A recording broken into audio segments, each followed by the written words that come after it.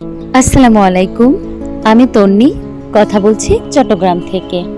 Welcome back to my channel Tonni's daily simple lifestyle. কি অবস্থা সবার? আশা করছি সবাই ভালো আছেন। আলহামদুলিল্লাহ, আল্লাহ পাক ভালো রেখেছেন। খারাপ আছে কিভাবে বলবো বলেন? অনেক বড় একটা বিপদ গেল আমার পরিবারের উপর দিয়ে। আপনাদের সাথে শেয়ার করব কোনো একটা সময়।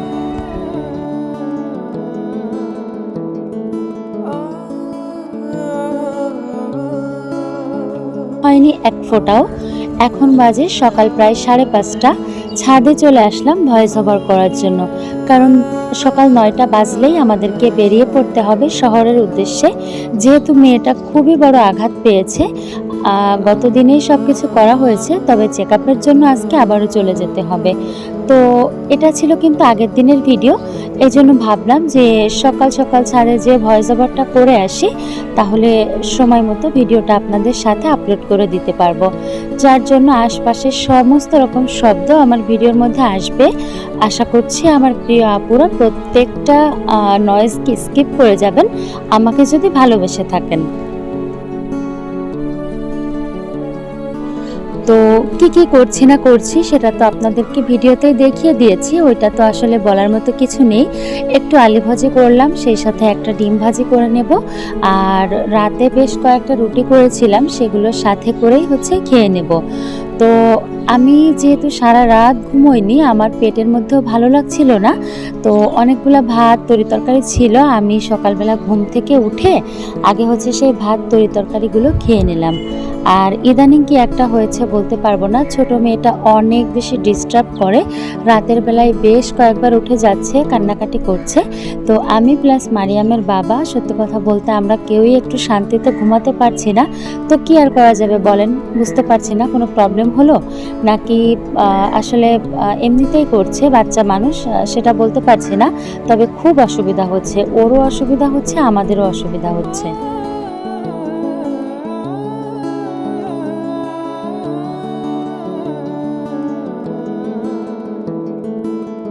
আমার এই জায়গাটা একেবারে থাকতে ইচ্ছা করে না, কারণ মেন রাস্তার সাথে এত বেশি গাড়ির শব্দ, খুবই বিরক্ত লাগে। ভয়েস ওভারের মধ্যে এগুলা শব্দ আসলে অনেক অস্বস্তি লাগে, তবে কিচ্ছু করার নেই।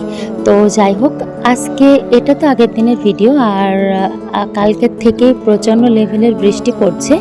সকালেও দেখলাম ঝিরিঝিরি করে অনেক বৃষ্টি নামছিল, তবে এই সময় আকাশটা মোটামুটি পরিষ্কার। ভাবলাম ভয়েস ওভারটা করে আসি, তবে আমাকে যেহেতু আরও 2-3 ঘন্টা পর বের হতে হবে, জানি না আকাশটা পরিষ্কার থাকবে কিনা।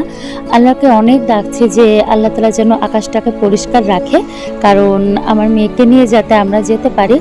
আর যেহেতু আমাদের একটা লম্বা জার্নি আছে, মানে আমরা একটু বাড়িতে বেড়াতে যাব, আল্লাহ বাঁচালে এবার জানুয়ারি থেকে বাবুকে স্কুলে দিব।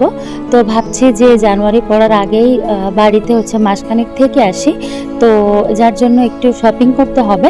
তো এরকম যদি বৃষ্টি নামতে থাকে, ওর বাবার ওকে নিয়ে বের হতে হবে, আমাদের আর যাওয়া হবে না। তো দেখা যাক কি অবস্থা হয়।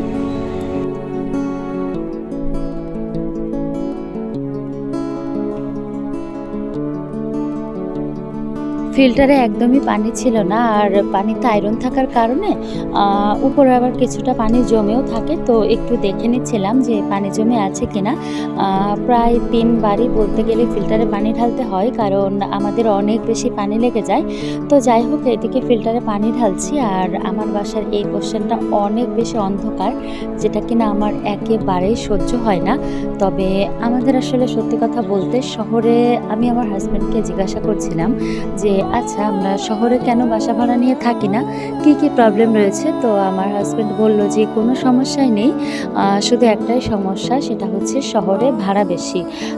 সত্যি কথা বলতে আমরা 12,000 টাকার নিচে আমরা শহরে আসলে কোনো বাসাই পাবো না। আর মেন প্রবলেম শহরে পানি উঠে যায়, শহরটা যেহেতু নিচু, গ্রামের সাইডটা উঁচু আছে, যার জন্য বৃষ্টি নামলে আর এই প্রবলেমটা হয় না। তো আমরা যেহেতু খুব ছোট একটা ফ্যামিলি, সত্যি কথা বলতে বলতে আমরা এখন যে বাসাটায় থাকি আলহামদুলিল্লাহ অনেক বড় জাহাজের মতো একটা বাসা। আর এইরকম একটা বাসা যদি শহরে নিতে যাই, যে ভাড়াতে থাকি তার ডাবল ভাড়া হচ্ছে আমাদের পড়ে যাবে। তারপরও আলো বাতাস পাবো কিনা বলতে পারি না, কারণ শহরে তো সব গাদাগাদি করে বাসা। তো আমার আসলে যে লাউ সেই কদুই হয়ে যাবে, যার জন্য আমাকে কষ্ট করে হলেও এখানে থাকতে হয়। তবে একটু চেষ্টা করছি আশেপাশে যদি একটা আলো বাতাস ফ্রি বাসা পাই তো সেখানে শিফট করে যাব।